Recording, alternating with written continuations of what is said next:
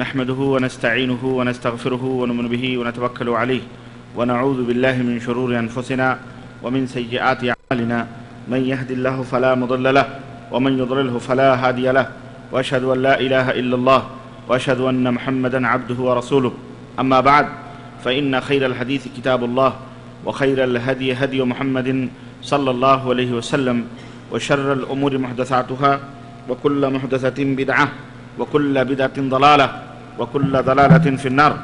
قال الله تبارك وتعالى في كلامه المجيد: أعوذ بالله السميع العليم من الشيطان الرجيم بسم الله الرحمن الرحيم.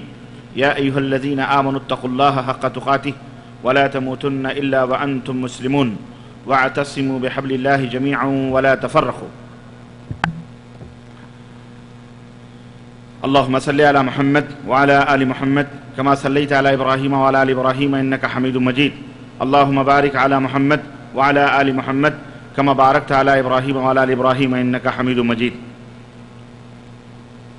تمام قسم کی حمد و ثنا، کبریائی اور بڑائی اس اللہ عز و جل کے لیے لائق و زیبہ ہے جس نے ہمیں اور آپ کو پیدا فرمایا، اور بیش بہا درود و سلام اس ذات مبارکہ مطہرہ پر جن کا نام نامی اسم گرامی احمد مجتبیٰ محمد مصطفیٰ صلی اللہ علیہ وسلم. برادران اسلام، نوجوان دوستوں، بزرگوں اور بھائیوں اور قابل احترام اسلامی ماؤں اور بہنوں، آج بتاریخ 8 صفر 1426 ہجری مطابق 18 مارچ سن 2005 عیسوی کے اس پروگرام میں جو مسجد الامام بخاری رحمہ اللہ کے اندر منعقد ہو رہا ہے، اس پروگرام میں جس موضوع پر آپ حضرات سے مختصر سی گفتگو کرنے کا شرف حاصل کر رہا ہوں، وہ موضوع ہے انسان کی تخلیق کا مقصد. ہم اس دنیا میں کیوں پیدا کیے گئے؟ ہماری پیدائش کا مقصد کیا ہے؟ اللہ رب العزت ہم سے کیا مطالبہ کرتا ہے؟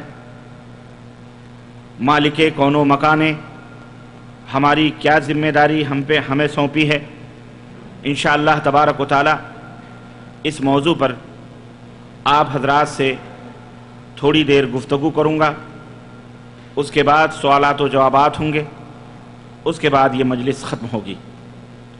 اللہ عز و جل سے دعا ہے کہ اللہ تعالی ہماری اس مجلس کو قبول فرمائے، اور جتنے بھی حاضرین حاضرات ہیں، سامعین سامعات ہیں، اللہ تعالی ہم سب کے گناہوں کو معاف فرمائے، اور اللہ عز و جل ہم سب کو جنت الفردوس میں جگہ عطا فرمائے. نبی کریم صلی اللہ علیہ وسلم نے ارشاد فرمایا کہ مجتمع قوم فی بیت من بیوت اللہ، کہ اللہ کے گھروں میں جب بھی کسی گھر میں کوئی قوم جمع ہوتی ہے، اکٹھا ہوتی ہے، اور اس کے اندر اللہ کے قرآن یا اللہ تبارک و تعالیٰ کے احکام کو پڑھتے اور پڑھاتے ہیں، وہ قوم پڑھتی اور پڑھاتی ہے، تو اللہ نزلت علیہم السکینہ وحفتہم الملائکہ، اللہ تبارک و تعالیٰ کا سکون اس مجلس پر، اہل مجلس کے اوپر نازل ہوتا ہے. اللہ کا امن اور سکون، اطمینان اہل مجلس کے اوپر آسمانوں سے اترتا ہے. وحفتہم الملائکہ، اور فرشتے اس مجلس کے اندر بیٹھنے والوں کو اپنے پروں سے گھیر لیتے ہیں.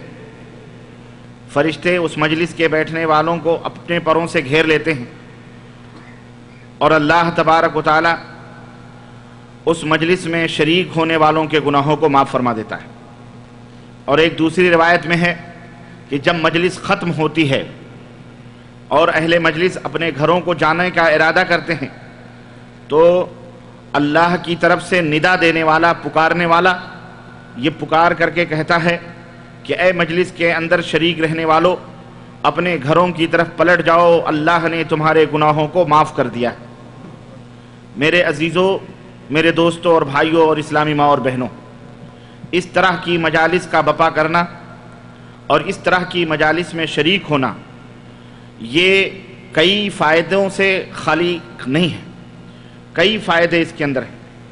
یقیناً ٹیکنالوجی کا دور ہے اور آواز کو سننے اور سنانے کے وسائل اور ذرائع بہت ہیں، اس میں کوئی شک نہیں کہ بعض لوگ اس طرح کی مجلسوں میں شریک نہیں ہوتے، بلکہ وہ یہ کہتے ہیں کوئی بات نہیں، کیسٹ ریکارڈ ہوگی ہم اسے سن لیں گے، کوئی بات نہیں، اتنی دیر میں ہم وہاں صرف 1 گھنٹہ 2 گھنٹہ کرنے کے بجائے ہم گاڑی ہے ہمارے پاس، کیسٹ خرید کر کے ہم اس پروگرام کی کارروائیوں اور تفصیلات کو سن لیں گے۔ اس میں کوئی شک نہیں کہ یہ بھی ایک فائدہ ہے اور وہ یقیناً فائدہ اٹھا سکتے ہیں کیسٹ سے، لیکن سب سے بڑا فائدہ، سننے سے زیادہ فائدہ، اس مجلس میں شریک ہونے کا جو سب سے بڑا فائدہ ہے، اس بڑے فائدے سے وہ محروم رہتے ہیں، اور وہ فائدہ یہ ہے کہ اس طرح کی مجلسوں کے اندر بذات خود حاضری دینا اور اس کے اندر شریک ہونا ہمارے گناہوں کا کفارہ ہے، اس سے وہ محروم ہو جاتے ہیں۔ ہم اور آپ بحیثیت انسان گنہگار ہیں، اللہ عز و جل کے معصیت کار ہیں، اللہ عز و جل نے جو ہمیں ذمہ داری سونپی ہے، ان ذمہ داریوں کے اندر ہم سستی اور کاہلی کرنے والے ہیں اور خطاکار لوگ ہیں، گنہگار لوگ ہیں۔ اللہ کے رسول صلی اللہ علیہ وسلم نے فرمایا کل بنی آدم خطا، آدم کی ہر اولاد غلطی کرنے والی ہے، آدم کی ہر اولاد خطا کرنے والی ہے، وخیر الخطائین التوابون، لیکن سب سے بہترین غلطی کرنے والا، سب سے بہترین خطا کار وہ ہے جو توبہ کرنے والا ہو۔ تو اس مجلس کے اندر شریک ہونا اپنے آپ کو اپنے گناہوں سے استغفار اور توبہ بلکہ گناہوں سے پاک ہونے کی ضمانت ہے۔ ایک روایت میں یہاں تک آتا ہے جو صحیح بخاری کی روایت ہے کہ فرشتے ایسی مجلسوں میں شریک ہوتے ہیں، وہ پوری دنیا کے اندر پھرتے ہیں، اللہ عز و جل انہیں مقرر کرتا ہے کہ اس طرح کی دینی مجالس میں وہ شریک ہوں اور پوری رپورٹ اللہ تبارک و تعالیٰ کو پہنچائیں۔ اللہ کے رسول صلی اللہ علیہ وسلم فرماتے ہیں کہ جب اس طرح کی مجلسیں بپا ہوتی ہیں اور اس میں اللہ کا ذکر ہوتا ہے تو اللہ تبارک و تعالیٰ اس مجلس میں بیٹھنے والوں کا تذکرہ، اس مجلس میں بیٹھنے والوں کا تذکرہ مجلس میں بیٹھنے والوں سے اچھے لوگوں میں فرماتا ہے، یعنی جو اس کے پاس ملائکہ مقربین ہیں، جو اللہ عز و جل کے عرش کو اٹھائے ہوئے ہیں، اور وہ ملائکہ جو اللہ تبارک و تعالیٰ کی حمد و ثنا میں مشغول ہیں، اللہ تبارک و تعالیٰ اس مجلس میں اہل مجلس کا تذکرہ فرماتا ہے۔ اور ایک دوسری روایت میں یہاں تک آتا ہے کہ اللہ تبارک و تعالیٰ سے فرشتے کہتے ہیں کہ اے اللہ عز و جل، اس مجلس میں شریک ہونے والا اس نیت سے شریک نہیں ہوا ہے کہ ہم کچھ باتیں سنیں اور اس کے اوپر عمل کریں، بلکہ وہ کوئی اور مقصد لے کے آ کے بیٹھا ہے، کسی اور نیت سے وہ بیٹھا ہوا ہے، یا چلتے چلتے اس نے آواز سنی اور کھڑا ہو کر کے وہ اس بات کو سن رہا ہے، اس کا مقصد اس مجلس میں شرکت نہیں تھا، تو اللہ تبارک تعالیٰ فرماتا ہے میرے فرشتوں، بھلے اس کی نیت کچھ اور رہی ہو، اس مجلس میں بیٹھنے کی وجہ سے ہم نے اس کے بھی گناہ کو معاف فرما دیا ہے۔ تو میرے عزیزوں، میرے دوستوں اور بھائیوں، ایک تو یہ کہ دنیا کی جنجالوں میں، اور وہ دنیا جسے اللہ تبارک و تعالیٰ نے دارالعمل قرار دیا ہے، ابتلاء اور آزمائش کا گھر قرار دیا ہے، اور فتنوں کی جگہ ہے یہ، قدم قدم پہ فتنے، قدم قدم پہ مصائب، قدم قدم پہ ایمان اور عمل کو برباد کرنے والی چیزیں اس دنیا کے اندر موجود ہیں، اور قدم قدم پہ شیطان کے حملے ہیں۔ ایسے ماحول سے نکل کر اللہ کے کسی گھر میں بیٹھ کر اللہ عز و جل کا تذکرہ سننا، اللہ عز و جل کی حمد و ثنا سننا، اللہ اور اس کے رسول کے بیانات کو سننا، رب کی قسم ہے دنیا کی تمام نعمتوں میں سب سے بڑی نعمت یہ ہے۔ ایک دفعہ کا واقعہ ہے کہ نبی کریم صلی اللہ علیہ وسلم مسجد نبوی کے اندر حاضر ہوئے، دیکھا کہ کچھ لوگ قرآن کی تلاوت کر رہے ہیں، کچھ لوگوں کو دیکھا کہ وہ عبادات کے اندر لگے ہوئے ہیں، کچھ لوگوں کو دیکھا وہ اللہ عز و جل کی تسبیحات میں مشغول ہیں، لیکن وہیں پر ایک جماعت کو دیکھا جو بیٹھ کر رب کے قرآن کو پڑھ رہی ہے اور ایک آدمی انہیں پڑھا رہا ہے، سیکھ رہے ہیں احکامات کو اور سکھلا رہے ہیں۔ اللہ کے رسول صلی اللہ علیہ وسلم نے نہ تو ان عبادت گزاروں کی مجلس میں بیٹھے، نبی کریم صلی اللہ علیہ وسلم نہ ان تسبیح اور ان حمد و ثنا کرنے والوں کی مجلس میں بیٹھے، بلکہ نبی کریم صلی اللہ علیہ وسلم نے فرمایا کہ سب سے بہترین مجلس یہ ہے جہاں قرآن کو پڑھا اور پڑھایا جاتا ہو، اللہ کے احکام کو سیکھا اور سکھلایا جاتا ہو۔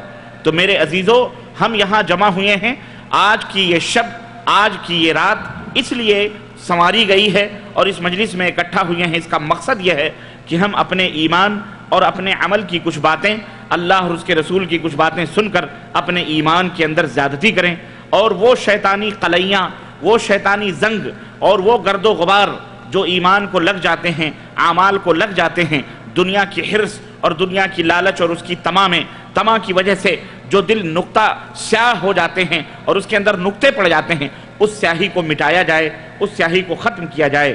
اس لیے ہم یہاں بیٹھے ہیں، اللہ عز و جل سے دعا کریں کہ اللہ تبارک و تعالی ہمارے دل کے احوال کو درست فرمائے اور ہمارے اعمال کو صحیح فرمائے، اور اللہ تعالی ہمیں اندر کو سنوارنے کی توفیق عطا فرمائے، آمین یا رب العالمین۔ اللہ کے رسول صلی اللہ علیہ وسلم فرماتے ہیں کہ ان اللہ لا ينظر الى صورکم ولا الى اموالکم بل ينظر الى قلوبکم واعمالکم۔ اللہ تعالیٰ تمہاری شکل و صورتوں کو نہیں دیکھتا، نہ تمہارے مال و دولت کی طرف نظر کرتا ہے، بلکہ اللہ سب سے پہلے تمہارے دل کو دیکھتا ہے، تمہارے دلوں کو دیکھتا ہے۔ اور کیوں؟ اس لیے کہ یہ دل یہ مرکز ہے، دل یہ سینٹر ہے، دل یہ تمام چیزوں کا مرکز ہے۔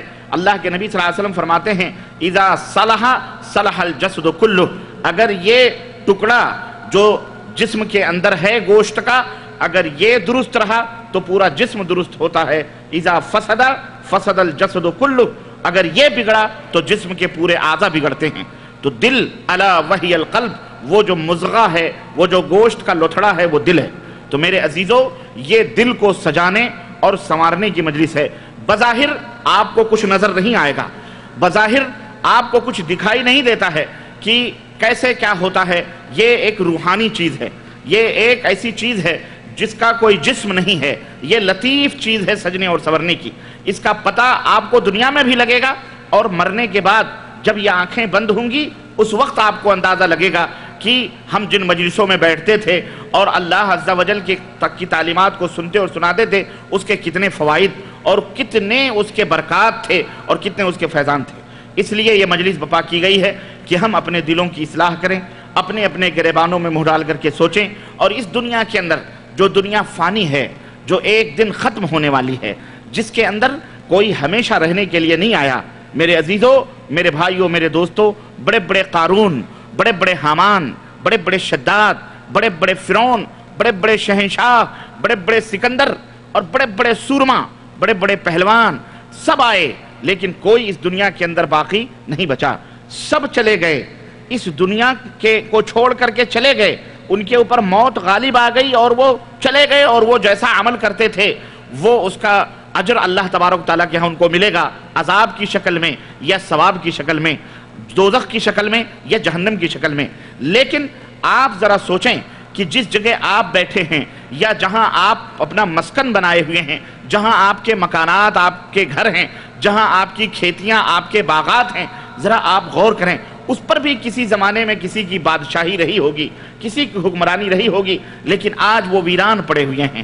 اس زمین کا ایک ٹکڑا کیا، ایک ذرہ بھی وہ لے کر کے نہیں گئے، ایک ذرہ بھی وہ لے کر کے نہیں گئے۔ اللہ عز و جل نے فرمایا ہے قرآن کریم میں کہ اے اللہ کے بندو، ہم نے تمہیں تنہا پیدا کیا ہے اور تمہیں تنہا ہمارے پاس واپس آنا ہے، تنہا ہمارے پاس واپس آنا ہے۔ اس لیے ہم غور کریں کہ ہم اس دنیا سے اتنا لیں جتنی ہماری ضرورت ہو، جتنی ہماری حاجت ہو، جتنی ہماری ضرورت ہو، ضرورت پوری ہو گئی، اس سے زیادہ ہم اس دنیا سے حاصل نہ کریں۔ اس لیے کہ بنی آدم کا پیٹ جتنا بھی حاصل کر لے وہ اس دنیا سے بھرنے والا نہیں ہے، اور جتنا تم حاصل کرو گے اس دنیا سے، جتنا تم حاصل کرو گے اس کا حساب تمہیں دینا پڑے گا، اس کا حساب تمہیں اللہ تعالیٰ کے ہاں دینا پڑے گا۔ آج ہی عشاء کی نماز میں آپ نے قرآن کریم کی وہ آیت کریمہ سنی ہے جس میں اللہ رب العزت نے فرمایا وَلَتُسْأَلُنَّ يَوْمَئِذٍ عَنِ النَّعِيمِ، وَلَتُسْأَلُنَّ يَوْمَئِذٍ عَنِ النَّعِيمِ، وہ قیامت کے دن اللہ تبارک و تعالیٰ نے جو نعمتیں اس دنیا میں تمہیں عطا فرمائی ہیں، ان نعمتوں کے بارے میں تم سے سوال کیا جائے گا. ساری نعمتیں تمہارے سامنے ہوں گی. اللہ رب العزت پوچھے گا ہم نے یہ عطا کیا تھا، تم نے کیا کیا؟ ہم نے یہ عطا کیا تھا. اللہ کے رسول صلی اللہ علیہ وسلم فرماتے ہیں کہ لا تزال قدم عبد، بندے کا قدم، بندے کا پیر اپنی جگہ سے ہل نہیں سکتا حتی، یہاں تک کہ یسأل عن 4، 4 چیزوں کے بارے میں اس سے پوچھ نہ لیا جائے. 4 چیزوں کا جواب جب تک وہ بندہ نہیں دے لے گا تب تک قیامت کے دن اپنی جگہ سے وہ ہل نہیں سکتا. اللہ کا سامنا ہوگا، رب ذوالجلال عرش پر جلوہ فرما ہوگا، اور قیامت کے میدان میں عرش پر اترے گا. اللہ کو سب دیکھیں گے سوائے کفار اور مشرکین کے، سب دیکھیں گے. اللہ تبارک و تعالیٰ اترے گا اور ہر ایک سے اللہ تعالیٰ سوال کرے گا. اللہ کے حبیب صلی اللہ علیہ وسلم فرماتے ہیں لیس بینہ و بین اللہ ترجمان، اللہ اور اس کے درمیان کوئی دوسرا ٹرانسلیٹر نہیں ہوگا، مترجم نہیں ہوگا. ہم ہوں گے، اللہ ہوگا، آپ ہوں گے، اللہ ہوگا. 4 چیزوں کے بارے میں پوچھے گا. عن عمرہ فیما افناہ، اللہ اس کی عمر کے بارے میں پوچھے گا. میرے بندے، میں نے تجھے عمر کی ایک مقررہ مدت عطا فرمائی تھی، 30 برس کی، 40 برس کی، 60 برس کی، 100 برس کی، 80 برس کی، 120 برس کی. تو نے اس عمر کو کہاں گنوایا ہے؟ کیا کیا تم نے اس عمر میں؟ اس زندگی کو تم نے کس چیز کے اندر صرف کیا ہے؟ وَعَنْ مَالِهِ، اس کے مال کے بارے میں پوچھا جائے گا کہ فِيمَ اكْتَسَبْتَ، کہاں سے تو نے اس کو حاصل کیا ہے اور کہاں تو نے اس کو خرچ کیا ہے. یہ مال جس کی لالچ اور جس کی حرص اور ہوس میں ہم شب و روز لگے ہوئے ہیں، اور کمپنی، فیکٹری، مارکیٹ، ہر چیز مشغول ہیں ہم، اور اپنا ایک منٹ، اپنا ایک گھنٹہ اس چیز میں صرف کرنے کی کوشش کرتے ہیں کہ کسی طرح سے 10 روپے اور مل جائیں، 10 ریال اور مل جائیں، کسی طرح سے یہ دولت کما لیں، یہ دولت کما لیں. نہ حلال کی فکر ہے، نہ حرام کی فکر ہے، بس مال کی فکر ہے اور اس کو سمیٹ رہے ہیں، اسی کے اندر لگے ہوئے ہیں. یہ مال آپ کہاں سے یہ مال آپ کہاں سے حاصل کر رہے ہیں، اس کے بارے میں پوچھا جائے گا. اور یہ مال خرچ کہاں کیا جا رہا ہے، اس کے بارے میں پوچھا جائے گا.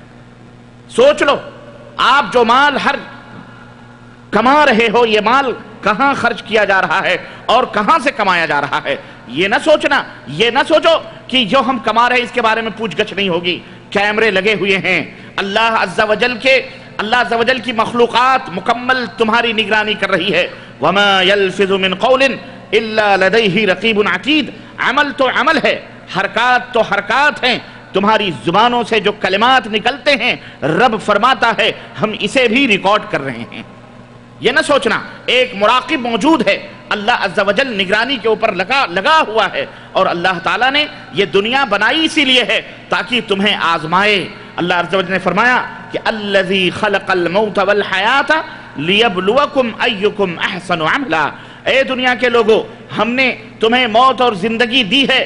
موت اور زندگی کا جو ہم نے ایک طریقہ رکھا ہے، کیوں رکھا ہے؟ لیبلوکم، تاکہ تمہیں آزمائے، تمہاری پریچھا لے، تمہارا ایگزام لے، تمہارا امتحان لے. ایکم احسن عملا، کہ تم میں سب سے بہترین عمل کرنے والا کون ہے.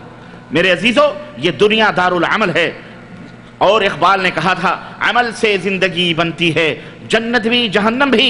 یہ خاکی اپنی فطرت میں نہ نوری ہے نہ ناری ہے. میرے بھائیوں، میرے عزیزو، اس لیے اپنے زندگی کو اللہ عز و جل کی عبادت و بندگی میں اور حسن عمل کے اندر صرف کیا جائے. اللہ تبارک تعالیٰ مال کے بارے میں پوچھے گا کہاں سے تو نے کمایا اور کہاں سے خرچ کیا. سوچ لو، اگر حرام کمائی تم نے کمائی ہے تو نبی کریم صلی اللہ علیہ وسلم نے فرمایا ہے کہ حرام کا کمانے والا نہایت ہی بیوقوف آدمی ہے. حرام چیز حاصل کرنے والا یا حرام چیز سے اپنی زندگی کو سجانے یا سنوارنے والا، حرام پیسے کمانے والا یا خوراک کمانے والا نہایت ہی احمق ترین آدمی ہے. کیوں؟ اس لیے کہ اللہ نے یہ فیصلہ فرما دیا ہے کہ جو بندہ بھی حرام طریقے سے مال کمائے گا اور اب اس کو خرچ کرے گا حرام طریقے سے، اس کا نہ دنیا میں کوئی فائدہ ہوگا نہ ہی آخرت میں اس کا کوئی فائدہ، بلکہ اس کو دنیا میں بھی خسارہ ہے، آخرت میں بھی خسارہ ہے. بہت سارے ایسے کیسز ہم اپنے کانوں سے سنتے ہیں اور اپنی آنکھوں سے دیکھتے ہیں، اور آپ حضرات بھی یہاں کی زندگی میں دیکھتے ہوں گے، بڑے بڑے مدیر ہیں، بڑے بڑے بزنس مین ہیں، بڑے بڑے تاجر ہیں، بڑے بڑے کمپنیوں، بڑے بڑے کفیلوں، بڑے بڑے اس کے لوگوں کے غلام ہیں، وہاں نوکری کرتے ہیں، اور ہم دیکھتے ہیں کہ صبح و شام میں خوب کمائیاں ان کی ہو رہی ہیں۔ لیکن ہم نے یہ بھی دیکھا اور ہم نے یہ بھی سنا کہ گھر سے فون آ گیا، گھر سے چٹھی آ گئی کہ بیوی سیڑھی پر چڑھ رہی تھی، کہیں پیر پھسلا، ٹانگ ٹوٹ گئی۔ اب کیا ہوا؟ ٹانگ ٹوٹی، ہاسپٹل میں گئے، ڈاکٹروں نے 60,000 70,000 روپے کا بل بنا کے ہاتھ میں تھما دیا۔ ہم یہ نہیں کہتے کہ صرف حرام کھانے والوں ہی کے اوپر مصیبتیں آتی ہیں، ایسی بات نہیں ہے، اچھے لوگوں کے اوپر بھی مصیبتیں آتی ہیں، لیکن ان دونوں مصیبتوں کے اندر فرق ہوتا ہے۔ ان دونوں مصیبتوں کے اندر بہت بڑا فرق ہے۔ جو لوگ حرام کھاتے ہیں، جو لوگ حرام طریقے سے مال کو اکٹھا اور جمع کرتے ہیں، ان کے اوپر جو مصیبت آتی ہے وہ اللہ کا انتقام ہوتا ہے، اور وہ حرام کمائی کو ضائع کرنا ہوتا ہے، اور اللہ تعالیٰ انہیں مصیبت میں ڈالتا ہے۔ لیکن جو شریف ہوتے ہیں، حلال کھاتے ہیں، ان کے اوپر جو مصیبت آتی ہے وہ کسی اور نوعیت کی ہوتی ہے، وہ ابتلا اور آزمائش ہوتی ہے۔ وَلَنَبْلُوَنَّكُمْ بِشَيْءٍ مِّنَ الْخَوْفِ وَالْجُوعِ وَنَقْصٍ مِّنَ الْأَمْوَالِ وَالثَّمَرَاتِ وَالْأَنفُسِ وَبَشِّرِ الصَّابِرِينَ الَّذِينَ إِذَا أَصَابَتْهُمْ مُصِيبَةٌ قَالُوا إِنَّا لِلَّهِ وَإِنَّا إِلَيْهِ راجعون۔ اللہ نے فرمایا اس دنیا کی زندگی میں ہم تمہیں آزمائیں گے، جان لے کر کے، مال لے کر کے، ہم تمہارے باغات کو برباد کر کے اور تمہارے مالوں میں کمی کر کے ہم تمہیں آزمائیں گے، اور ہم تمہیں آزمائیں گے، لیکن خوشخبری اور بشارت ان لوگوں کے لیے ہے جب ان کے اوپر کوئی آزمائش آئے، کوئی بلا آئے، کوئی مصیبت آئے، تب وہ کیا کہتے ہیں؟ ان للہ و انا الیہ راجعون۔ اللہ نے فرمایا اے میرے حبیب خوشخبری سنا دو ایسے لوگوں کو کہ جب وہ مصیبت آتی ہے تو کہ من ربہم واولئک هم المفلحون مہتدون، وہی لوگ ہیں جن کے اوپر اللہ کی رحمتیں نازل ہوتی ہیں۔ اولئک علیہم صلوات من ربہم، ان کے رب کی طرف سے ان کے اوپر اللہ کی رحمتیں نازل ہوتی ہیں، اور وہی لوگ ہدایت یافتہ لوگ ہیں۔ لیکن جو مصیبتیں، جو بلائیں حرام کھانے والوں کے اوپر آتی ہیں، حرام کمائی کرنے والوں پہ آتی ہیں، وہ مصیبتیں ان کے لیے وارننگ ہوتی ہیں کہ بندے اللہ سے توبہ کر، توبہ کر۔ اس دنیا کے اندر اگر تیرے بچے کی ٹانگ ٹوٹی ہے، تیری ٹانگ ٹوٹی ہے، تیرے بیوی کی ٹانگ ٹوٹی ہے، تو کل قیامت کے دن یاد رکھو کل لحم نبتا من سحت، ہر وہ گوشت کا، ہر وہ خون کا قطرہ، یا ہر وہ گوشت جو حرام سے پلا ہو، اللہ کے رسول صلی اللہ علیہ وسلم فرماتے ہیں وہ جنت میں نہیں جا سکتا ہے، وہ جسم، وہ باڈی جنت میں نہیں جا سکتی۔ اس لیے میرے عزیزو، مال کے کھانے اور پینے میں بہت زیادہ احتیاط کرنے کی ضرورت ہے۔ زمانہ فتنوں کا ہے اور فتنوں کا دور ہے، چاروں طرف ہماری دنیا اس وقت ایک گاؤں کی طرح ہو گئی ہے، ہم پوری دنیا کو ایک گاؤں کی طرح دیکھ رہے ہیں، اور ہمارے سامنے بڑے بڑے مالدار، بڑے بڑے لوگ موجود ہیں، اور ہم اس دوڑ میں ایک دوسرے سے مسابقہ کر رہے ہیں، ایک دوسرے سے بڑھنے کی کوشش کر رہے ہیں۔ اگر ایک آدمی 10,000 کماتا ہے، سوچتے ہیں ہم 20,000 کمائیں، کوئی 20,000 کماتا ہے، ہم سوچتے ہیں 30,000 کمائیں، کسی کے چھپروں کے اندر بجلی آ گئی تو ہم سوچتے ہیں ہمارے گھر کے اندر بجلی آئے، کسی کی بلڈنگ بن گئی تو ہم بھی بلڈنگ، یعنی کسی بھی طرح سے ہم شہرت اور نیک نامی، عزت اور دولت کمانے کے فکر میں رہتے ہیں۔ میں یہ نہیں کہتا کہ دولت کمانا، بلڈنگ بنانا، شہرت کمانا یہ کوئی عیب کی چیز ہے، نہیں، بلکہ اس کمائی کو حلال طریقے سے کماؤ، اور اللہ تبارک و تعالیٰ جتنا عطا فرمائے اس کے اوپر قناعت کرو، اس کے اوپر صبر کرو، اور اللہ رب العزت سے دعا کرو، اور یہ دعا حلال کمائیوں سے جب تم کرو گے تو اللہ ہماری دعاؤں کو قبول بھی فرمائے گا۔ حضرت سعد رضی اللہ تعالیٰ عنہ نے نبی کریم صلی اللہ علیہ وسلم سے پوچھا اور کہا اور درخواست کی کہ یا رسول اللہ دعا کر دیجئے کہ میں مستجاب الدعوہ بن جاؤں، اللہ میری دعاؤں کو قبول کرے۔ تو اللہ کے رسول صلی اللہ علیہ وسلم فرماتے ہیں یا سعد اطب مطعمک تکن مستجاب الدعوہ، اپنے کھانے کو حلال کر لے، اللہ سے جو مانگو گے اللہ تمہاری دعاؤں کو قبول فرمائے گا۔ آج ہم اپنی دعاؤں کے نہ قبولیت کا شکوہ کرتے ہیں کہ دعائیں قبول نہیں ہوتی، حج ہم نے کر لیے، عمرے ہم نے کر لیے، طواف پہ طواف کر رہے ہیں، اللہ رب العزت سے روتے اور گڑگڑاتے ہیں، کیوں نہیں قبول ہوتی؟ اس لیے کہ ہماری غذاؤں کے اندر حرام کی ملاوٹ ہے، ہمارے کھانوں کے اندر حرام کی ملاوٹ ہے، اور ہمارے مال کے اندر حرام کی ملاوٹ ہے۔ میرے عزیزو، میرے دوستو، حضرت امام حسن بصری تابعی ہیں، جلیل القدر تابعی ہیں، فرماتے ہیں کہ ہم جب بھی اللہ تعالیٰ کی کسی نافرمانی میں ہم جب بھی 3 چیزوں میں کوئی سرکشی دیکھتے تھے تو فوری طور پر اپنے اعمال کا مراجعہ کرنا شروع کر دیتے تھے، اپنے ایمان اور اپنے گریبانوں میں فوری طور پر ٹٹولنا شروع کرتے تھے، جھانکنا شروع کرتے تھے کہ کہاں ہم سے کمی پیدا ہوئی ہے۔ اللہ اکبر۔ یہ اصل میں دل جب آئینہ ہوتا ہے، ایمان جب آئینہ ہوتا ہے تو اس کے اوپر عکس صحیح طور پر آتا ہے۔ شیشہ جو آئینہ جتنا صاف ہوگا اور تو چہرہ اس کے اندر اتنا ہی صاف ستھرا نظر آئے گا، لیکن جب شیشہ گندا ہوگا اور شیشے کے اندر میل ہوگی تو چہرہ بھی اسی طرح سے گندا نظر آئے گا۔ تو دل جو ہے ایک آئینے کی مانند ہے، دل ایک آئینے کی مانند ہے۔ یہ دل اللہ عز و جل کی عبادت و بندگی سے جتنا صاف اور ستھرا ہوگا، نبی کی اطاعت و فرمانبرداری سے جس قدر اس کے اندر روشنی ہوگی، ہمارے اعمال کے اندر بھی اسی طرح سے نظر آئے گا کہ ہمارا عمل کہاں گندا ہو رہا ہے اور کہاں اچھا ہو رہا ہے۔ بعض لوگ برائیاں کرتے رہتے ہیں، بعض لوگ گناہوں پہ گناہ کرتے رہتے ہیں، بدعمالیوں کے اندر ڈوبے رہتے ہیں، لیکن انہیں احساس تک نہیں ہوتا، انہیں فکر تک نہیں ہوتی۔ ان کو احساس بھی دلایا جائے تو وہ بھی کر کے نکل جاتے ہیں، ان کو پتہ ہی نہیں چلتا کہ وہ برا کام کر رہے ہیں، نہیں احساس ہوتا۔ اس کا مطلب یہ ہے کہ اس آدمی کا دل نہایت ہی زنگ آلود ہو چکا ہے، سیاہ ہو چکا ہے، تاریک ہو چکا ہے۔ ورنہ دل آئینے کی طرح ہو تو حضرت ابوبکر صدیق اور حضرت حنظلہ رضی اللہ تعالیٰ عنہ ایک دفعہ نبی کریم صلی اللہ علیہ وسلم کی خدمت سے باہر ہوئے اور کہتے ہیں نافق حنظلہ، حنظلہ منافق ہو گیا۔ بازار میں ابوبکر صدیق رضی اللہ تعالیٰ عنہ سے ملاقات ہوئی، کہنے لگے ابوبکر میں منافق ہو گیا ہوں۔ کہا کیا بات کر رہے ہو، تم مومن ہو، مسلمان ہو، لیکن منافق کیسے ہو گئے؟ کہنے لگے کہ جب میں اللہ کے رسول کی خدمت میں ہوتا ہوں تو مجھے ایسا لگتا ہے کہ میں مکمل ایمان والا ہوں، میرا ایمان مکمل ہے اور میں اس کی مہک اور خوشبو نبی کی خدمت میں محسوس کرتا ہوں، لیکن جب نبی کے دربار سے نکل کر بازاروں میں بیوی بچوں میں آتا ہوں تو ایسا لگتا ہے جیسے میں منافق ہو گیا ہوں۔ اللہ اکبر۔ یہ احساس تیزی ہے، یہ اس ایمان کی وہ حدت اور اس کی وہ حرارت، اس کا وہ جوش تھا جو وہ محسوس کرتے تھے۔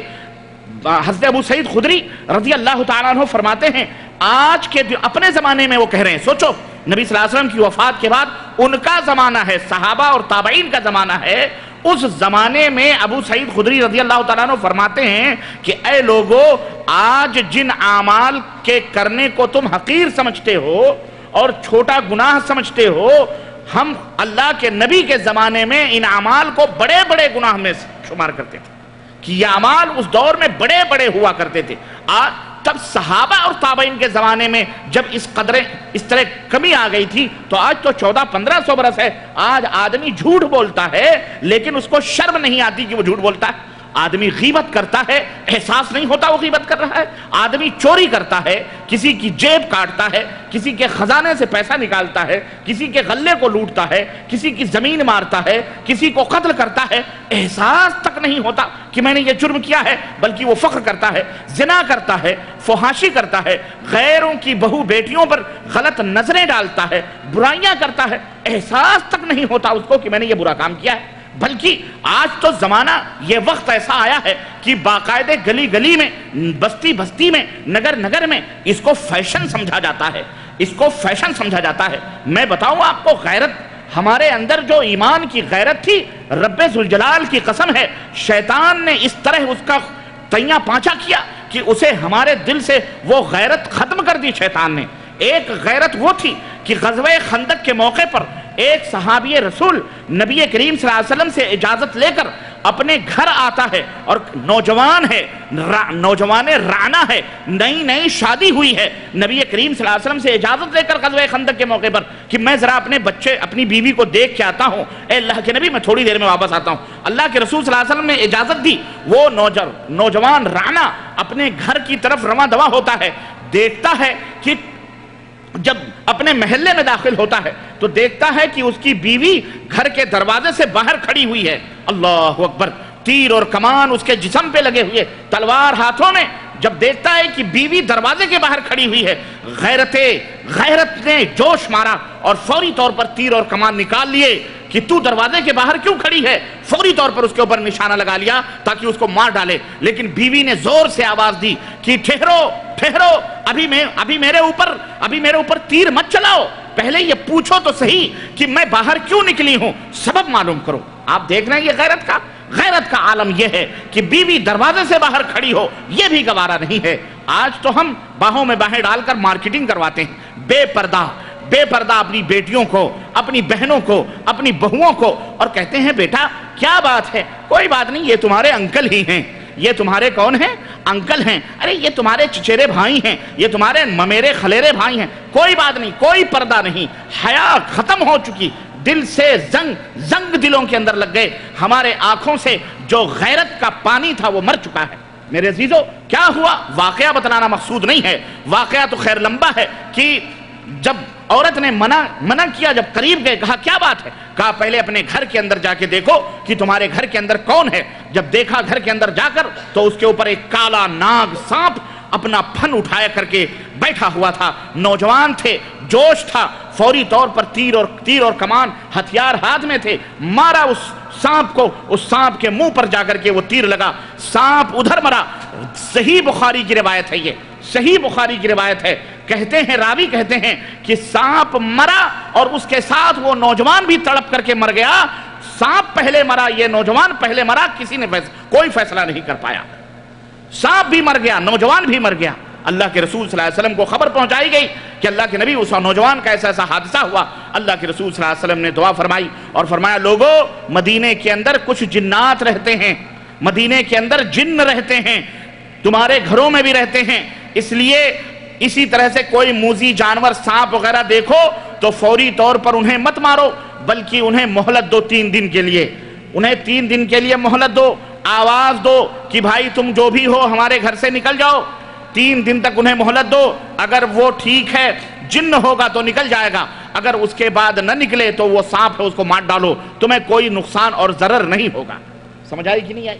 تو خیر یہ واقعہ تھا، بتلانا مقصد یہ تھا کہ یہ غیرت تھی ان کے ایمان کی کہ ذرا بھی کہیں معصیت اور ذرا بھی کہیں اس طرح کی چیز دیکھتے تھے تو فوری طور پر ان کا دل بے چین ہو جاتا تھا۔ حضرت حنظلہ کے بارے میں بتا رہا تھا، ابو بکر صدیق سے یہ واقعہ بیان کر رہے ہیں کہ میں منافق ہو گیا، مجھے ایسا لگتا ہے۔ حضرت ابو بکر صدیق اللہ اکبر کون ہے؟ یار غار مصطفیٰ، نبی کریم صلی اللہ علیہ وسلم کی خدمت میں رہنے والے، نبی کریم صلی اللہ علیہ وسلم کے سسر حضرت ابو بکر صدیق رضی اللہ تعالیٰ عنہ۔ نبیوں کے بعد اس کائنات میں ہم اہل السنہ والجماعہ کا یہ عقیدہ ہے کہ اگر کسی کا مقام اور مرتبہ ہے تو یار غار مصطفیٰ حضرت ابو بکر صدیق رضی اللہ تعالیٰ عنہ کا ہے کہ نہیں؟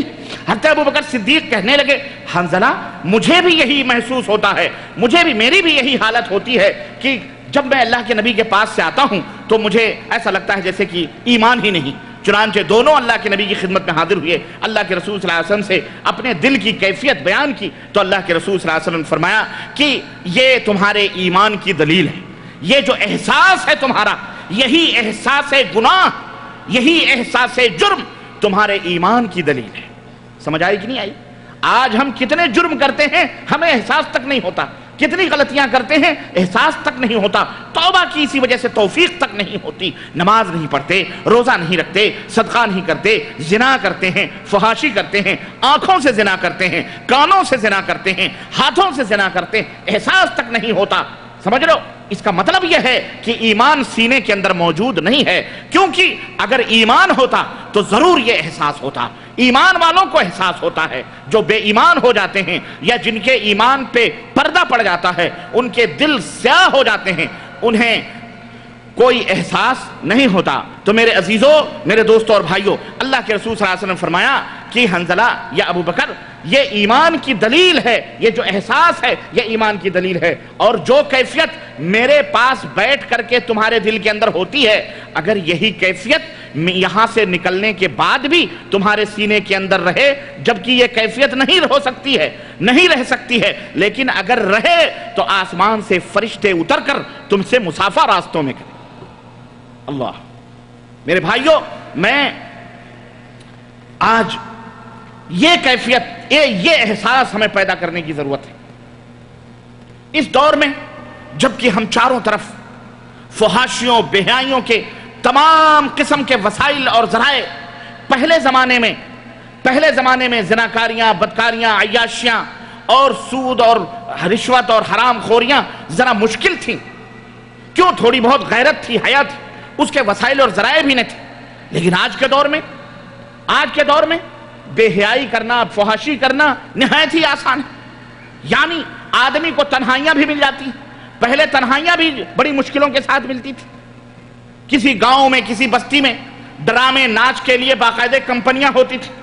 جب وہاں وہ کمپنی بلائی جاتی تھی تب وہ بستی کے لوگ اپنے گھر سے نکل کر وہ ڈرامے یا وہ ناچ دیکھنے کے لیے جاتے تھے. تو اہل بستی کو بھی پتا ہو جاتا تھا کہ فلانے گھر سے فلانا لڑکا گیا، فلانے محلے سے فلانا لڑکا گیا. بس سارے یا وہاں میں ملاقات ہو جاتی تھی تو ایک دوسرے سے چوری چھپے منہ چھپا کر بیٹھ کے ناچ گانے سنتے تھے. پہلے زمانے میں ایسا تھا. لیکن آج ضرورت ہی نہیں. ماں باپ اپنے کمرے میں سو رہے ہیں، بیٹا انٹرنیٹ کے اوپر خود بیٹھا ہوا ہے، بیٹا ٹی وی VCR لے کر کے بیٹھا ہے. کوئی ضرورت نہیں. فحاشی کرنا، بدکاری کرنا، زنا کرنا کتنا آسان ہو چکا ہے. گناہ کرنا کتنا آسان ہے. مالک نے دکان آپ کے سہارے پر چھوڑ دیا ہے. آپ 10 کا 5 کریں، 5 کا 10 کریں، 10 کو 100 بنائیں، 100 کو 1000 بنائیں، یا 1000 کو 10 کر لیں. آپ کے ہاتھوں میں ہے. اپنی جیب میں ڈالیں، بینک میں ڈالیں، کچھ بھی کریں، آپ کے لیے آسان ہے. سود کھانا، قدم قدم پہ سود کھانے کے وسائل اور ذرائع مہیا ہیں، کسی کو پتہ نہ چلے. پہلے زمانے میں سود لینے دینے والے مشہور ہوا کرتے تھے. بنیا ہوا کرتا تھا، اس سے سود لیتے تھے. اس کے پاس رجسٹر ہوتا تھا، کون کس کا مال ہم لے رہے ہیں اور دے رہے ہیں. سود لینے والے، سود دینے والے سب مشہور ہوتے تھے. آج کے دور میں پتہ نہیں چلتا. آدمی اچھا خاصا نمازی بھی ہے، حاجی بھی ہے، لیکن پیچھے سے بینک سے سود آ رہا ہے، اسی کے اوپر اس کا گزر معاش ہو رہا ہے. میرے کہنے کا مطلب یہ ہے کہ آج دنیا نے ان برائیوں کو مہذب بنا دیا، ان برائیوں کو ترقی یافتہ بنا دیا.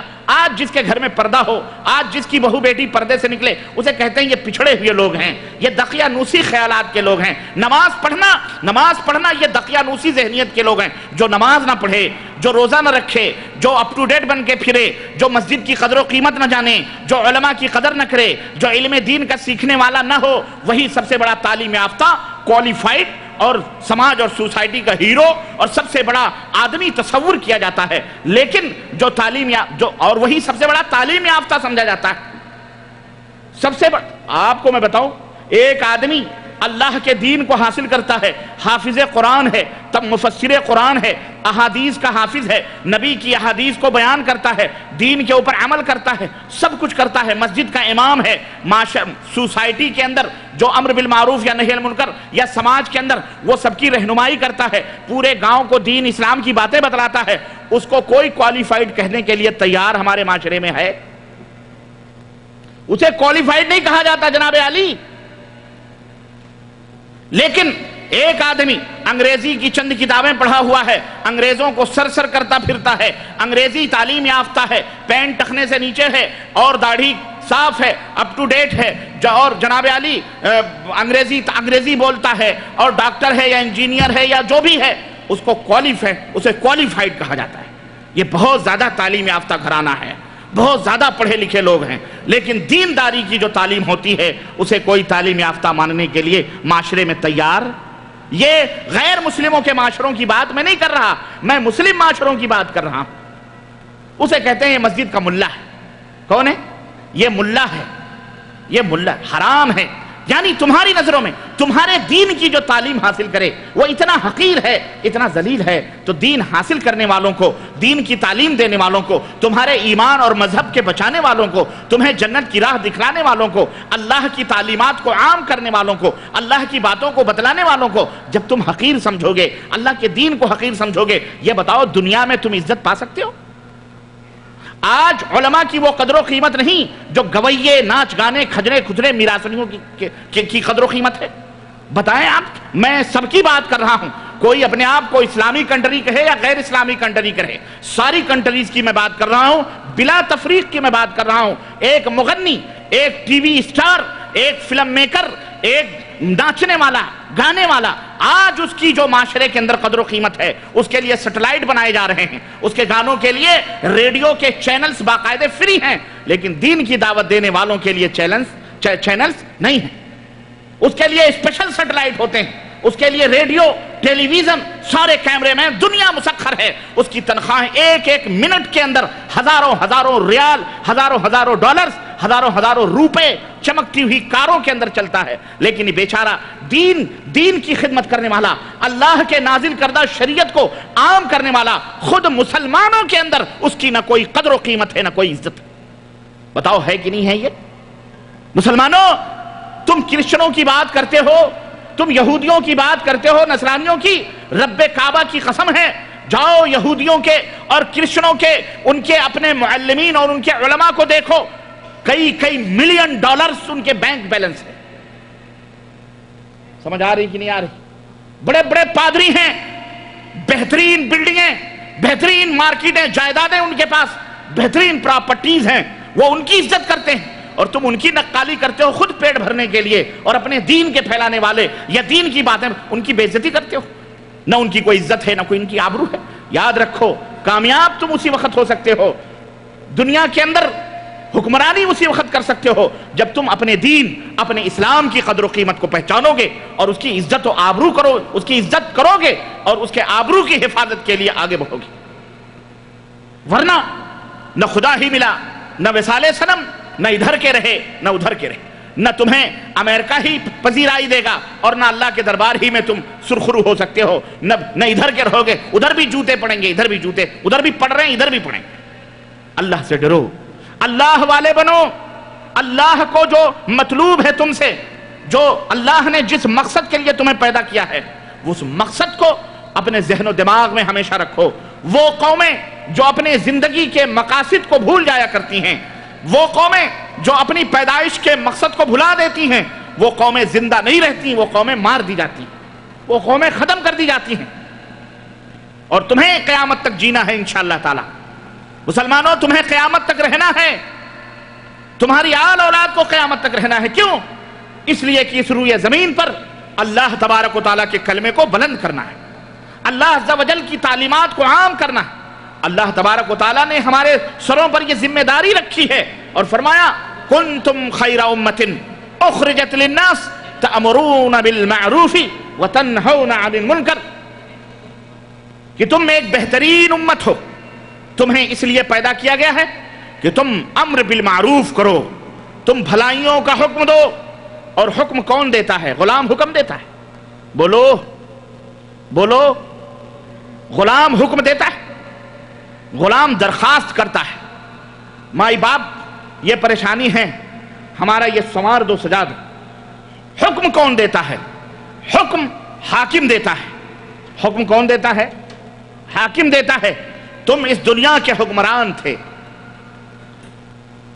تم اس دنیا کے حکمران بھی ہو، اللہ کے غلام ہو، دنیا کے حاکم، اللہ کی بندگی کرنے والے۔ وَمَا خَلَقْتُ الْجِنَّ وَالْإِنسَ إِلَّا لِيَعْبُدُونَ، اللہ نے فرمایا تمہاری پیدائش کا مقصد جہاں پر عبادت و بندگی ہے، ہمارے سامنے جھکنا ہے، نیاز مندی کے ساتھ اپنے سروں کو جھکانا ہے۔ تم کو ہم نے اس لیے پیدا کیا تاکہ تم ہماری عبادت و بندگی کرو۔ تم سے ہم کھانا نہیں مانگتے، تم سے ہم روزی نہیں مانگتے، توجہ میری طرف، تم سے ہم روزی نہیں مانگتے، تم سے ہم کھانا دانا نہیں مانگتے، بلکہ ہم تم سے یہ طلب کرتے ہیں کہ تم ہماری عبادت و بندگی کرو، اور اس عبادت و بندگی کے صلے میں ہم تمہیں روزیاں دیں گے، زمین اور آسمان کے دہانے روزیوں کے کھول دیں گے۔ وَلَوْ آمَنَ أَهْلُ الْقُرَى لَفَتَحْنَا عَلَيْهِمْ بَرَكَاتٍ مِّنَ السَّمَاءِ، اللہ نے فرمایا اگر بستی والے اللہ کے اوپر ایمان لے آئیں تو ہم آسمان سے ان کی روزیوں کے دہانے کھولتے، اور روزیوں کے دہانے کھلے، روزیوں کے دہانے کھلے۔ ہمارے آبا و اجداد نے ان روزیوں کو حاصل کیا۔ اللہ اکبر، کہاں سے کہاں تک، کہاں سے کہاں تک حکمرانی تھی۔ فرانس، پیرس اور مشرقی یورپ، یہ تمام کی تمام سلطنتیں مسلمانوں کی، مدرید تک مسلمانوں کی حکمرانی تھی، مسلمان حکمران وہاں رہتے تھے، اسلام کا جھنڈا لہراتا تھا۔ لیکن ایک تاریخ دور وہ بھی آیا جب اس اسلام کی توہین ہوئی، حضرت محمد الرسول اللہ صلی اللہ علیہ وسلم کی تعلیمات کا تمسخر اور مذاق اڑایا گیا، اور جب رنگیلے شاہ پیدا ہوئے، عیاشی کرنے والے حکمران پیدا ہوئے، رب ذوالجلال نے ان نعمتوں کو چھین لیا ان سے، اور وہ ذلیل و رسوا ہوئے، اور نتیجہ یہاں تک ہوا کہ اسلامی حکومت کا آخری تاجدار قالین کے اندر لپیٹ کر گھوڑے کی ٹاپوں سے تاتاریوں نے بغداد کی سرزمین پر اسے روندا تھا۔ حکومتیں جو آبا و اجداد نے حاصل کی تھیں وہ ساری کی ساری حکومتیں چھن گئیں، آج جو باقی ہیں وہ بھی غلامیت کی سانس لے رہے ہیں۔ یہ کوئی حکمرانی نہیں ہے، یہ بھی غلامیت کی سانس ہے، غلامیت کی زندگی ہے۔ اس لیے میرے عزیزو، ہے مسلمانوں، انقلابات ایک آدمی سے پیدا ہوتے ہیں، ہزار سے نہیں پیدا ہوتے۔ اپنے اپنے ملکوں کا جائزہ لو، کوئی ایک پیدا ہوتا ہے، کوئی ایک صلاح الدین پیدا ہوتا ہے تو بیت المقدس کے اوپر اسلامی جھنڈے لہراتے ہیں، اور اللہ رب العزت کب کس کو پیدا کرے یہ ہم میں سے کوئی نہیں جانتا ہے، کب اللہ تعالیٰ کسی کو توفیق دے۔ اس لیے اپنے ایمان کی شمعوں کو روشن رکھو، اپنے دین اسلام کی عزت کرو، اور اس نعمت کی قدر و قیمت کو پہچانو، اسلام کی اس دولت کو پہچانو، اور اس دولت کو پہچان کر اس کے اوپر ڈٹ جاؤ، صحیح مسلمان بنو۔ یا ایھا الذین آمنوا ادخلوا فی السلم کافہ، پورے کے پورے اسلام میں داخل ہو جاؤ۔ اسلام جب تم چلو تو تمہاری حرکات اور تمہاری سکنات، تمہاری آواز، تمہاری چال ڈھال، تمہارے لباس، تمہارے چہرے مہرے، تمہارے بال، تمہارے ناخن، غرض کی تم سراپا، جب تم دنیا کے اندر چلو تو لوگ انگلیاں اٹھا کے کہیں کہ یہ مسلمان جا رہا ہے۔ یہ کون جا رہا ہے؟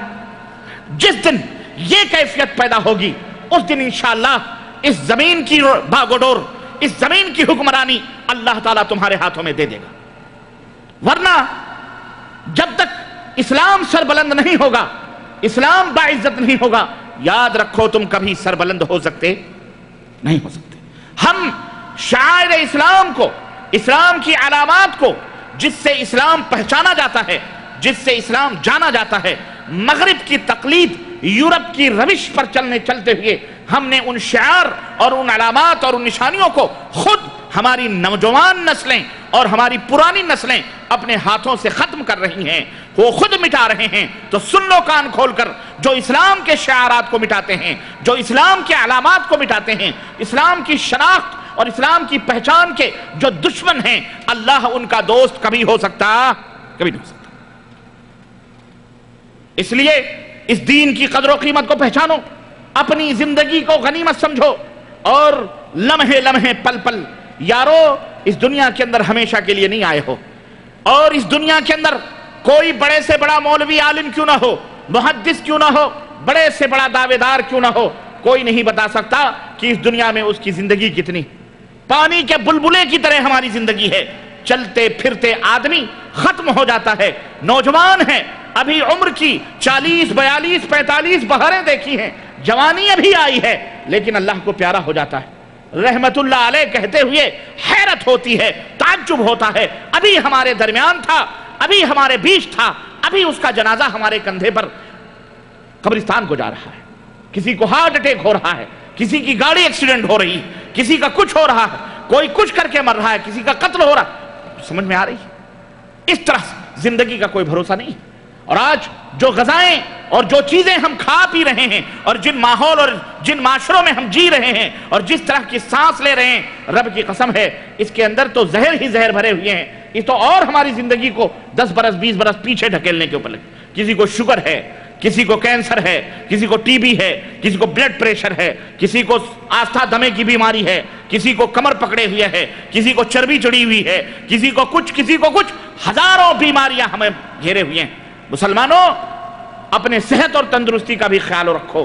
جس طرح تم اپنے صحت اور تندرستی کا خیال رکھتے ہو، سب سے پہلے تم اپنے ایمان کا بھی خیال رکھو اور اپنی صحت اور تندرستی کا بھی خیال رکھو۔ یہ بیماریاں، یہ تمام سب چیزیں کیوں ہیں؟ یہ اسی وجہ سے ہیں کہ ہم اللہ تبارک تعالیٰ کی نافرمانیوں میں لگے ہوئے ہیں۔ ورنہ ایک دور وہ تھا زہر بھی پی لیتے تھے جب بھی اللہ ان کی حفاظت کرتا تھا۔ ایک زمانہ وہ تھا کہ دریاؤں میں بھی چلے جاتے تھے اللہ کا نام لے کر، تو سمندر ان کی حفاظت کرنے کے لیے بادبان بن جایا کرتا تھا۔ ایک زمانہ وہ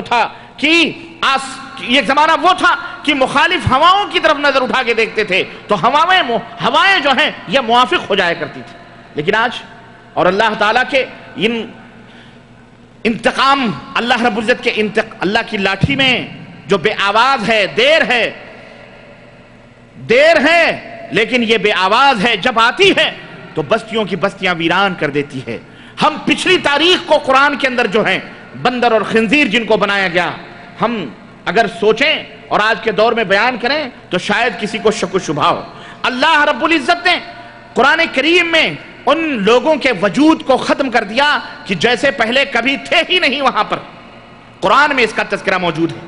پچھلی قوموں کو اللہ نے اس طرح برباد کر دیا اور اس طرح سے طوفان اور اس طرح سے باد و باران کے حوالے کیا اللہ تعالیٰ نے کہ ایسا لگتا ہے کہ اللہ نے قرآن میں فرمایا کہ وہاں پہلے کبھی کوئی زندگی تھی ہی نہیں۔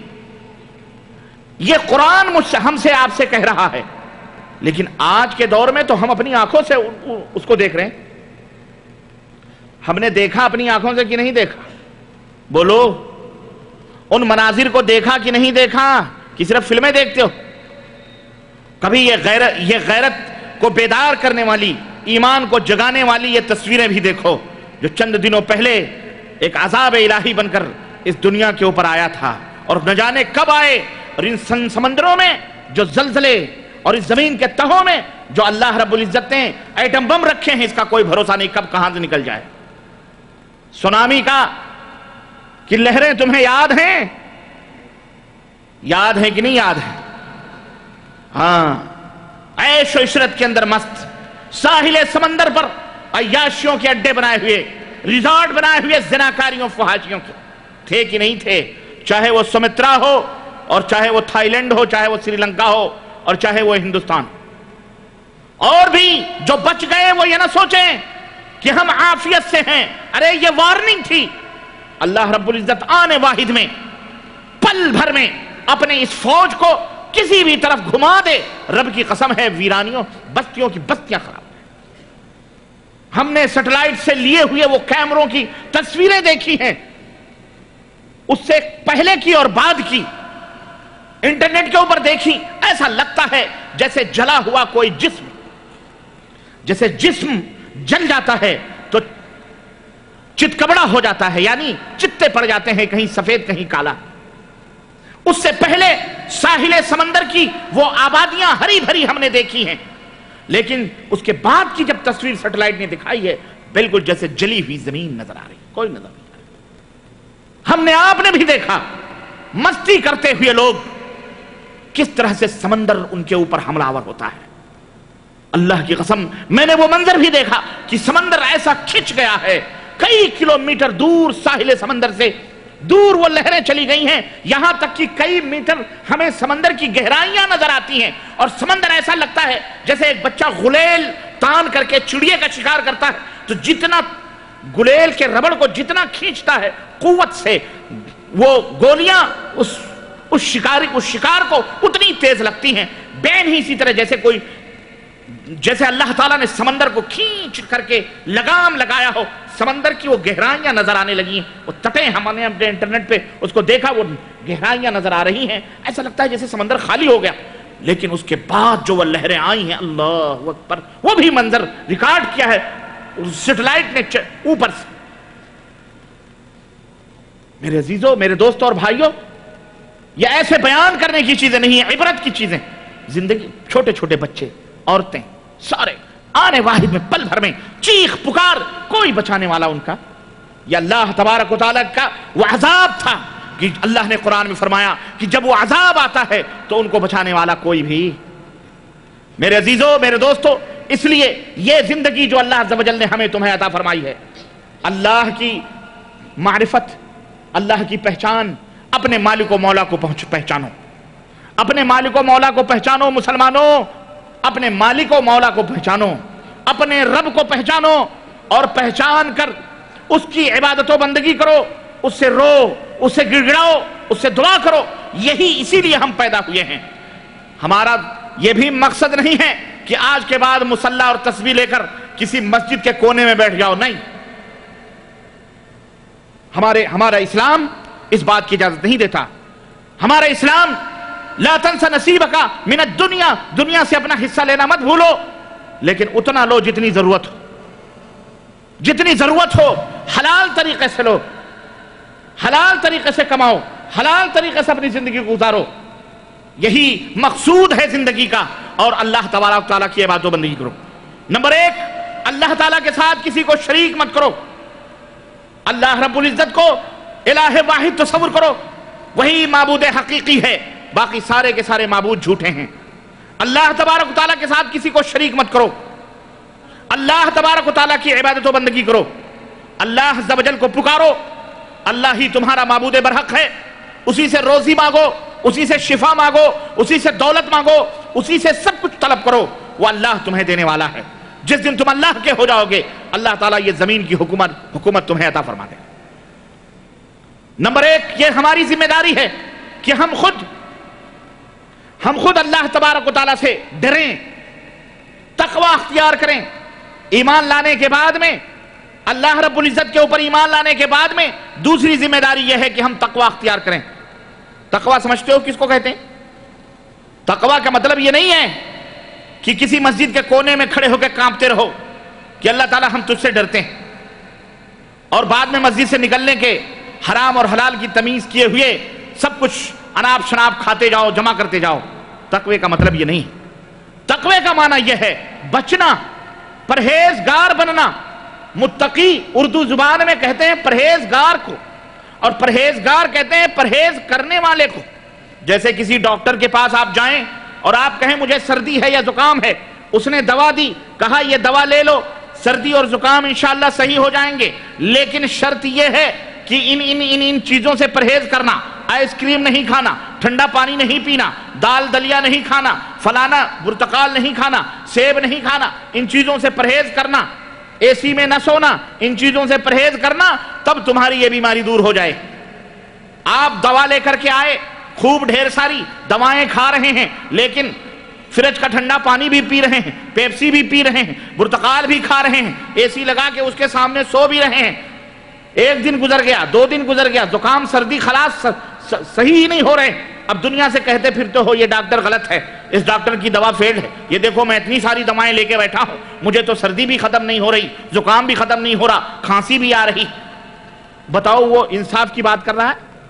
وہ صحیح بات کر رہا ہے یا جھوٹ بول رہا ہے؟ وہ جھوٹ بول رہا ہے۔ کیوں؟ دوا لیا ہے، صحیح بات ہے، دوا اس نے لیا ہے، صحیح بات ہے، لیکن جن چیزوں سے ڈاکٹر نے پرہیز کرنے کا حکم دیا تھا وہ پرہیز نہیں کر رہا، اس لیے وہ دوا اسے کوئی فائدہ پہنچا سکتی نہیں پہنچا سکتی۔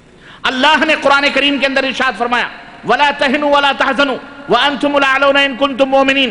غم نہ کرو، فکر نہ کرو، تم ہی باعزت رہو گے، تم ہی غالب رہو گے، تم ہی باعزت رہو گے، تم ہی غالب رہو گے، تم ہی حکمران رہو گے، تم ہی سرخرو رہو گے، بشرطے کہ تم مومن ہو۔ ان کنتم مومنین، بشرطے کہ تم مومن ہو، یعنی رب ذوالجلال نے فرمایا ایمان قبول کر لو، ایمان لے آؤ، ایمان کو سینوں میں بسا لو، پوری دنیا کے اندر غلبہ تمہارا رہے گا۔ آج کتنے مومنین ہیں؟ ایمان کا دعویٰ کرنے والے کتنے ہیں بتاؤ؟ دنیا کے اندر 1.5 ارب سے بھی زیادہ ایمان کا دعویٰ کرنے والے لوگ موجود ہیں کہ نہیں موجود ہیں؟ لیکن جہاں کہیں بھی ہیں ذلت و رسوائیاں ان کے چہروں پر تھوپی ہوئی ہیں کہ نہیں ہے؟ دولت بھی ہے، شہرت بھی ہے، مال بھی ہے، حکومتیں بھی ہیں، 53 ممالک ہیں، لیکن ان کا اپنا کوئی فیصلہ اپنے سے نہیں ہوتا۔ ذلت و رسوائی کی حد یہ ہے کوئی بھی مسئلہ ہوتا ہے بغیر یورپ اور امریکہ کا دروازہ کھٹکھٹائے ہوئے کبھی یہ اپنا مسئلہ حل کر پاتے؟ یہ ذلت نہیں تو اور کیا ہے؟ اس کو عزت کہتے؟ کیوں؟ مومن نہیں ہے کیا؟ مومن نہیں ہے کیا؟ ارے میاں میں کہوں اگر شراب پینے والے کو اگر یہ کہہ دو تم مومن نہیں ہے تو بوتل پھینک کے سر توڑ دے گا آپ کا۔ توڑے گا کہ نہیں توڑے گا؟ بدتمیز، میرا نام عبد الرحمن ہے، عبداللہ ہے، میں مومن ہی نہیں ہوں، تو ایک مسلمان آ گیا ہے کہ نہیں؟ بے پردہ عورت کو یا فحاشی کرنے والی اپنا نام مسلمان رکھ کر اس کو بولو تم مومن نہیں ہے، وہ تھوک دے گی منہ پر، اے میں مسلمان ہوں، صبح شام نیاز فاتحہ کراتی ہوں، معلوم ہے میرے کو تو کہتا مومن نہیں ہوں میں۔ ہر ایک اپنے آپ کو مومن کہہ رہا، چاروں طرف، اور اللہ نے فرمایا مومن رہو گے تو غالب رہو گے، پھر بھی غلبہ نہیں، تو ہم کیا کہیں؟ نعوذ باللہ، 1000 بار نعوذ باللہ۔ ہمارے رب کا یہ فرمان جھوٹا ہے؟ نہیں، ہمارے رب کا فرمان جھوٹا نہیں، ہمارے رب کا فرمان سچا ہے، البتہ ہم جھوٹے مومن ہیں۔ ہم جھوٹے مومن کیسے ہیں؟ اللہ نے ارشاد فرمایا یا ایھا الذین آمنوا اتقوا اللہ حق تقاتہ، یا ایھا الذین آمنوا، اے وہ لوگوں جو ایمان لائے ہو۔ ٹھیک، کافروں سے خطاب نہیں، مشرکوں سے خطاب نہیں، غیر مسلموں سے خطاب نہیں، یہود و نصارہ سے نہیں، مومنوں سے خطاب ہے۔ اے وہ لوگوں جو ایمان لا چکے ہو، ایمان لائے ہو، تمہارے سینے میں ایمان ہے۔ دوسرا مطالبہ تم سے یہ ہے، اتقوا، تقوی اختیار کرو، حق تقاتہ، جیسا کہ تقوی اختیار کرنے کا حق ہے۔ پتہ یہ چل رہا ہے کہ خالی ایمان فائدے مند نہیں ہے، خالی جس طرح ڈاکٹر کی دوا فائدے مند نہیں ہے، جب تک ڈاکٹر کے بتائی ہوئی چیزوں سے پرہیز نہیں کرو گے تب تک وہ دوا کوئی فائدہ نہیں پہنچا سکتی۔ اسی طرح سے جب تک ایمان لانے کے بعد وہ پرہیزگاری نہیں اختیار کرو گے تب تک یہ ایمان کوئی فائدہ پہنچا سکتا۔ سمجھو اس بات کو سمجھو مسلمانوں۔ ہماری بربادی، ہماری ذلت و رسوائی اور ہماری بے غیرتی اور ہماری تمام خرابیوں کا واحد سبب یہ ہے کہ ہمارے دلوں سے تقوی ختم ہو چکا ہے۔ اور یہ تقوی کیا ہے؟ تقوی کیا ہے؟ یہ تقوی وہ پرہیزگاری ہے۔ مطلب اللہ نے فرمایا ایمان لائے ہو تو شرک سے بچو، ایمان لائے ہو کفر سے بچو، ایمان لائے ہو حرام چیزوں سے بچو، ایمان لائے ہو بدعات سے بچو، ایمان لائے ہو اللہ کی تمام، رسول کی تمام منع کی ہوئی چیزوں سے پرہیز کرو۔ ایمان کی حالت میں شرک نہ کرنا، ایمان کی حالت میں خرافات نہ کرنا، ایمان کی حالت میں جھوٹ نہ بولنا، ایمان لانے کے بعد میں سود نہ کھانا، ایمان لانے کے بعد میں زنا نہ کرنا، ایمان لانے کے بعد میں غیبت نہ کرنا، ایمان لانے کے بعد میں کسی کا مال نہ ہڑپ کرنا، ایمان لانے کے بعد میں ناجائز طور پر کسی کا قتل نہ کرنا، ایمان لانے کے بعد میں کسی بہو بیٹی کے، غیر کی بہو بیٹیوں کے اوپر نظر بد نہ اٹھانا۔ ایک طویل فہرست ہے، ایک طویل فہرست ہے ایمان لانے کے بعد میں۔ اے میرے بندو، ان سے پرہیز کرنا، اس سے پرہیز کرنا، اس سے پرہیز کرنا، اس سے پرہیز کرنا۔ اللہ جو حکیم ہے، اللہ جو خبیر ہے، اللہ جو علیم ہے، اس حکمت والے نے ساری لسٹ ہمیں قرآن کی شکل میں دے دی، ساری باتیں ہمیں محمد الرسول اللہ صلی اللہ علیہ وسلم کے ذریعے سے ہم تک پہنچا دی ہے۔ وہ لسٹ ہمارے اندر موجود ہے کہ اے مومنوں، ان تمام سب برائیوں سے بچو گے تمہارا ایمان فائدے مند ہوگا۔ ارے ان برائیوں میں تم پڑو گے، جتنا تیزی کے ساتھ برائیوں میں جاؤ گے اتنی تیزی کے ساتھ تمہارا ایمان تمہارے سینے کے ساتھ نکلتا جائے گا، تمہارے دل سے مٹتا جائے گا، تمہارے دل سے مٹتا جائے گا۔ لیکن جتنا ہی تم پرہیز کرو گے تمہارا دل اتنا ہی آئینہ بنتا جائے گا۔